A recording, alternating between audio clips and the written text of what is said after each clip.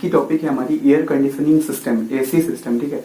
तो air conditioning, air का conditions, ठीक है, मतलब कि एयर कंडीशनिंग की अगर डेफिनेशन देखी जाए तो ह्यूमन कंफर्ट के लिए या तो इंडस्ट्रियल कंफर्ट के लिए जो एयर की कंफर्टिंग है, ठीक है, कंडीशनिंग है, वही हमारी एसी सिस्टम होता है। तो आइए देखते हैं कौन कौन से फैक्टर होते हैं। देखिए, सबसे पहले तो हम देखते हैं कि ह्यूमन कंफर्ट के लिए हमें टेम्परेचर, एक ह्यूमन जो है ना कंफर्टेबल फील करता है एक टेम्परेचर पे, ठीक है।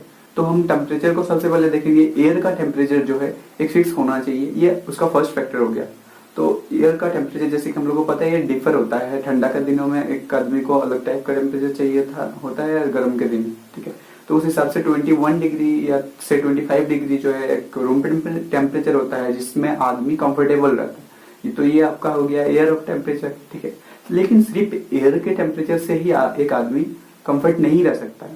साथ साथ में आपका ह्यूमिडिटी, एयर में जो मॉइस्चर की मात्रा रहती है उसकी भी एक फिक्स रेशियो में होना जरूरी है। तो ये देखा गया है कि विंटर सीजन में जो है, विंटर सीजन में ये 40% और समर सीजन में ये 60% रहना चाहिए होता है, ठीक है।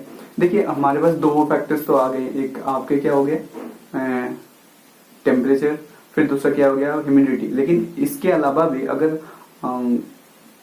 आपका जो एयर है वो प्यूरिफाई ना हो, प्योर ना हो, तो फिर आप कंफर्टेबल फील नहीं कर सकते हो। तो इसीलिए वाटर का प्यूरिफिकेशन होना भी बहुत जरूरी है। साथ साथ में हम मोशन ऑफ वाटर को, मोशन ऑफ एयर को भी इसमें ऐड कर ले। लेकिन हम लोगों ने फैक्टर्स तो पता कर लिए, मतलब कि हमको तो ये पता हो गया कि किन किन चीजों पे अगर ध्यान दे, कौन कौन सी चीजें स्टेबल रहे, ठीक है, तो हम कंफर्टेबल फील कर सकते हैं। अब क्या है, इसी चीजों को लेते हुए हम एसी का क्लासिफिकेशन किए गए हैं, ठीक है, अलग अलग फैक्टर्स के हिसाब से। तो फर्स्ट फैक्टर्स है, देखिए, अगर यूज के पर्पज से हम इसको क्लासिफिकेशन करें, ह्यूमन यूज जो करता है, ठीक है, एक छोटे छोटे चीजों में, ठीक है, अगर एक तो ह्यूमन के लिए खासकर हमारा कंफर्ट एयर है। फिर नेक्स्ट जो इंडस्ट्री के लिए हम मशीनों को भी ध्यान में रखते हैं, वो इंडस्ट्रियल होता है। तो यूज के हिसाब से हम दो ही तरीके करते हैं इसको क्लासीफाई।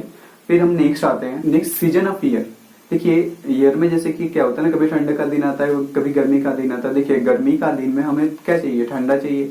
गर्मी का दिन में टेम्परेचर और इंक्रीज तो नहीं कराना है, हमें डिक्रीज कराना है ताकि हमें एक कंफर्टेबल फील हो सके। उसी तरीके से ठंडा का दिन में हमें टेम्परेचर को इंक्रीज कराना, जितना बाहर का टेम्परेचर है उससे हमें ज्यादा टेम्परेचर चाहिए होता है। तो इसलिए सीजन के हिसाब से समर और विंटर, साथ साथ में कभी कभी अभी जो है ना इस तरीके का एसी भी है जो दोनों को एक ही साथ में कंबाइन करके, मतलब कि एक ही एसी से आपका समर और विंटर दोनों का ही काम हो जाएगा। तो इसमें इस तरीके से 3 क्लासिफिकेशन में इसको क्लासीफाई किया गया है। नेक्स्ट है, देखिए, इक्विपमेंट्स के अरेंजमेंट के हिसाब से। देखिए, कभी कभी क्या होता है ना कि अलग अलग यूनिट्स, यहाँ पे एक यूनिट्स, यहाँ पे एक यूनिट, इस तरीके के जो यूनिट्स लगा के क्लासीफाइड करते हैं वो यूनिटरी सिस्टम बोलाता है। लेकिन कभी होता है ना कि बड़े बड़े बैंकों में या देखिएगा सेंट्रल में, मतलब एक ही एयर कंडीशनिंग सिस्टम में पूरा इलाके को कंडेंस किया हुआ रहता है, ठीक है।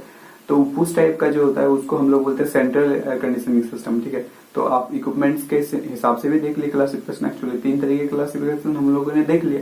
अब हम लोग चलते हैं कि एक एक चीजों को अच्छे से हम लोग जानेंगे, ठीक है। सबसे पहले तो हम क्या देखेंगे, हाँ, comfort air conditioning system. Comfort air conditioning system जो है ह्यूमन के लिए, पहले ही बताया था मैंने।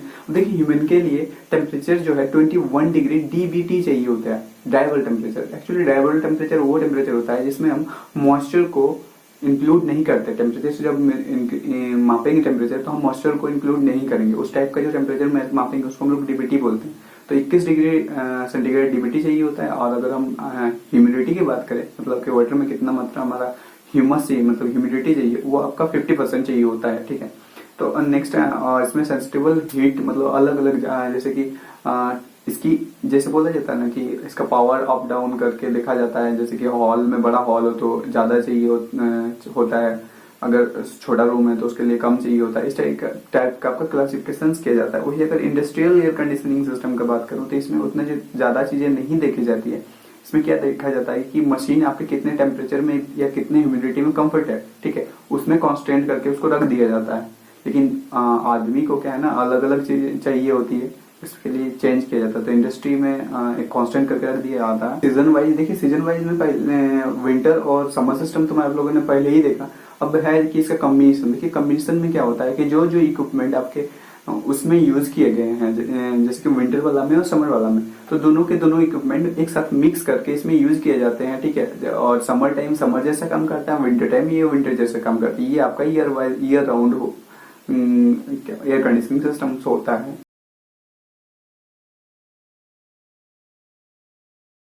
नेक्स्ट आता है आपका यूनिटरी एयर कंडीशनिंग सिस्टम। तो यूनिटरी एयर कंडीशनिंग सिस्टम में सब पहला जो आता है वो होता है window units, window type AC जिसको बोलते हैं, ठीक है। तो इस टाइप का यूनिट्स एसी जो होता है उसमें क्या होता है कि आपका जो कैपेसिटी है वो थोड़ा कम होता है। 1 टन से लेके 3 टन एयर का ही ये सर्कुलेट कर सकता है, ठीक है।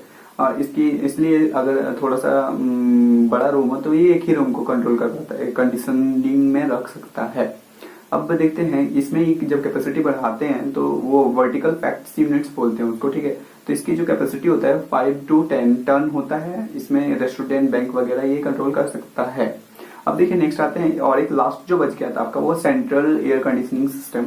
सेंट्रल कंडीशनिंग सिस्टम के हिसाब से अगर देखा जाती है कूलिंग कैपेसिटी इसकी बहुत ज्यादा होती है। ये 25 टन से ज्यादा भी एयर को सर्कुलेट कर सकती है, ठीक है। और इसका अगर स्पीड देखा जाए तो माना जाता है कि 300 मीटर की ऊपर मिनट के हिसाब से ये एयर को सर्कुलेट कर सकती है, और मतलब कूलिंग या तो हीटिंग दोनों ही कर सकती है। तो एयर कंडीशनिंग आपका इस तरीके से खत्म होता है। तो